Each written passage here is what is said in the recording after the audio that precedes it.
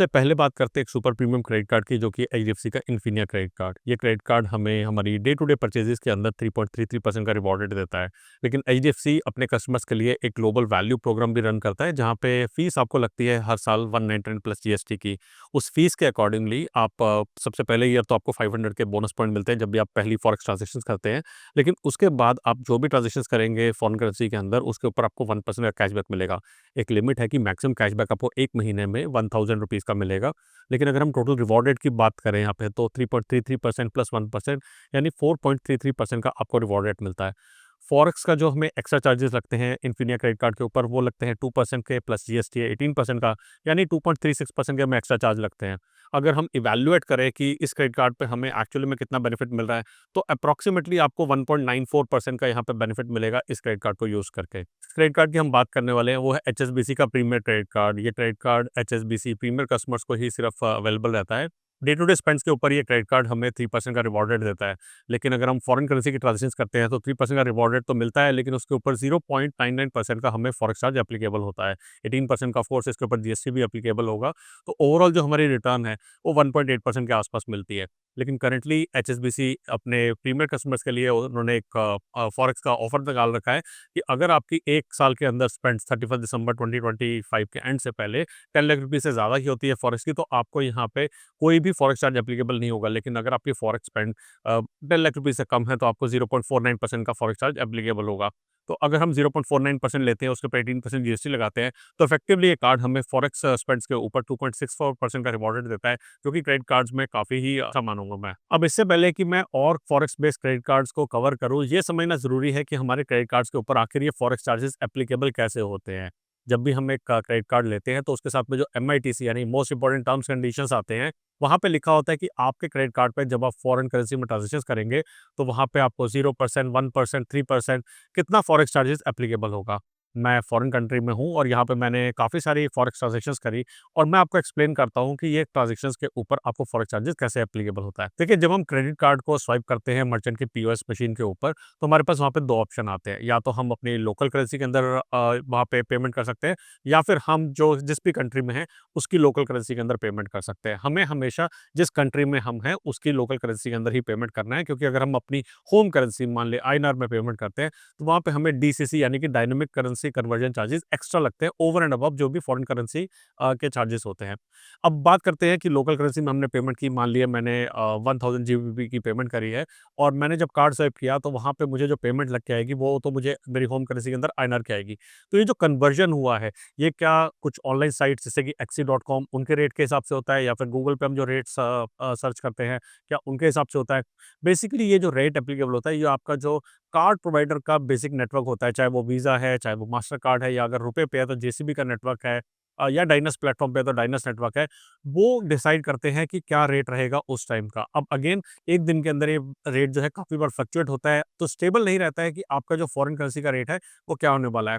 तो credit card के साथ में एक ये पॉज़िटिव या नेगेटिव, जैसा आप देखना चाहे रहते हैं बात, कि उसका रेट जो है फॉरेक्स कन्वर्जन का, वो चेंज होता रहता है थ्रू आउट द डे, और एप्लीकेबल रहता है जिस भी नेटवर्क के थ्रू आप इसकी ट्रांज़ैक्शन को एप्लीकेबल कर रहे हैं। जब भी मैं क्रेडिट कार्ड से रिलेटेड वीडियो बनाता हूँ, तो एक कंप्लेंट लोग मुझे करते हैं कि मैं जो कार्ड्स को कवर कर रहा हूँ, ये प्रीमियम या सुपर प्रीमियम कैटेगरी के कार्ड्स हैं। अब यहाँ पे मैं एक बात कहना चाहता हूँ कि हाँ, काफ़ी सारे कार्ड जो मैं कवर करता हूँ, वो प्रीमियम, सुपर प्रीमियम करता हूँ, बिकॉज़ मैं ये चीज़ को शेयर करना चाहता हूँ कि पैसा पैसे को कैसे खींचता है, और आपको भी एम करना चाहिए आइडली कि आप उस लैडर में आगे बढ़ के प्रीमियम या सुपर प्रीमियम क्रेडिट कार्ड्स को जो है अप्लाई करके अवेल कर सकें। लेकिन नेक्स्ट क्रेडिट कार्ड जो मैं कवर करने वाला हूँ, वो एक life time free credit card है, और one of my favourite credit card है। मैं बात कर रहा हूँ फेडरल बैंक के स्केपिया क्रेडिट कार्ड की। बहुत ही वाइब्रेंट कलर में आता है, ये ड्यूल नेटवर्क का कार्ड है, आपको वीज़ा और रुपए डबल नेटवर्क में मिलता है। इस क्रेडिट कार्ड का बेस्ट फीचर ये है कि ये आपको फॉरेन करेंसी के अंदर ट्रांज़ैक्शन करने पे 0% फॉरेक्स एप्लीकेबल रहता है। अगेन, जैसे मैंने बताया था, फॉरेक्स चार्जेज़ जो 0% वाले लगते हैं, वो बेसिकली आपका जो करेंसी कन्वर्जन है, वो आपके नेटवर्क के ऊपर डिपेंड करेगा। जैसे अगर मैं वीज़ा कार्ड मैंने यूज़ किया है, तो आप यहाँ पे एग्ज़ाम्पल भी देख सकते हैं कि मुझे कितने चार्जेज़ लगे थे, और ट्रूली 0% फॉरेक्स चार्जेज़ मुझे यहाँ पे एप्लीकेबल थे एज़ पर वीज़ा नेटवर्क के जो भी कन्वर्जन फीस थी, उसके हिसाब से। Life time free credit card है, तो आपको कोई जॉइनिंग फीस नहीं देनी है, कोई आपको एनुअल फीस नहीं देनी है। और ऑल्दो मेरे पास 3-4 प्रीमियम क्रेडिट कार्ड है, जो कि मैंने फॉरेन कंट्री में यूज़ किए हैं, लेकिन फिर भी मैं एज़ अ बैकअप इस कार्ड को रखता हूँ अपने पास, क्योंकि ये नहीं पता कि कब कौन-सा कार्ड वहाँ पे किस कारण से डिक्लाइन हो जाए। इस क्रेडिट कार्ड के और बेनिफिट के लिए मैंने एक डिटेल में वीडियो बनाया है, जिसको आप नीचे डिस्क्रिप्शन में लिंक पे जाके देख सकते हैं। नेक्स्ट हम बात करने वाले हैं एक ऐसे क्रेडिट कार्ड की, जो कि आप कोई भी प्रोफ़ेशन में हो या अगर आपका कोई प्रोफ़ेशन नहीं है, तब भी आपको मिल जाएगा। चाहे आप हाउसवाइफ़ हैं, स्टूडेंट हैं, बिज़नेसमैन हैं या अगर आपका क्रेडिट स्कोर अच्छा नहीं है और फिर भी आप एक 0% फ़ॉरेक्स वाला कार्ड चाहते हैं, तो ये क्रेडिट कार्ड आपको ज़रूर लेना चाहिए। मैं बात कर रहा हूँ आईडीएफसी फर्स्ट बैंक के वाओ क्रेडिट कार्ड की। ये क्रेडिट कार्ड 0% फ़ॉरेक्स की फैसिलिटी के साथ आता ही है और इसे आप आईडीएफसी फर्स्ट बैंक के अंदर एफडी खुलवा के अवेल कर सकते हैं। इसी के साथ में इस क्रेडिट कार्ड के ऊपर आपको फॉरेक्स ट्रांज़ैक्शंस करने पे भी रिवॉर्ड पॉइंट मिलते हैं और यहाँ पे आपको 0.67% का रिवॉर्ड मिलता है, यानी कि आम के आम गुठलियों के दाम।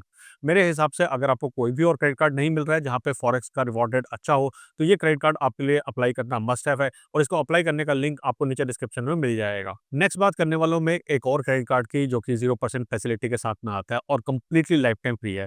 यहाँ पे मैं बात कर रहा हूँ एयू इक्सिको क्रेडिट कार्ड की, जिसे एयू बैंक ने इक्सिको के साथ में पार्टनरशिप करके लॉन्च किया था। इस क्रेडिट कार्ड के ऊपर जैसे मैंने कहा कि 0% की फॉरेक्स फैसिलिटी तो एप्लीकेबल रहेगी, लेकिन सबसे अच्छी बात ये है कि यहाँ पे आपको 1.25% का रिवॉर्ड रेट भी मिलता है, यानी कि आम के आम गुठलियों के दाम यहाँ पे भी एप्लीकेबल है। कंप्लीट लाइफ फ्री है, रिवॉर्ड्स मिल रहे हैं, 0% फॉरेक्स है, तो अगर आप अपना लक ट्राई करना चाहते हो तो नीचे डिस्क्रिप्शन में लिंक दिया है, वहाँ से इस कार्ड को अप्लाई करके देख सकते हो। नेक्स्ट हम बात करते हैं इंडिया के one of the very first 0% forex credit card की। मैं बात कर रहा हूँ आरबीएल बैंक के वर्ल्ड सफारी क्रेडिट कार्ड की। ये क्रेडिट कार्ड आपको आपकी फॉरेन करेंसी ट्रांज़ैक्शंस के ऊपर तो 0% फॉरेक्स एप्लीकेबल करता है, लेकिन इस क्रेडिट कार्ड के ऊपर आपको कोई रिवॉर्ड नहीं मिलते हैं।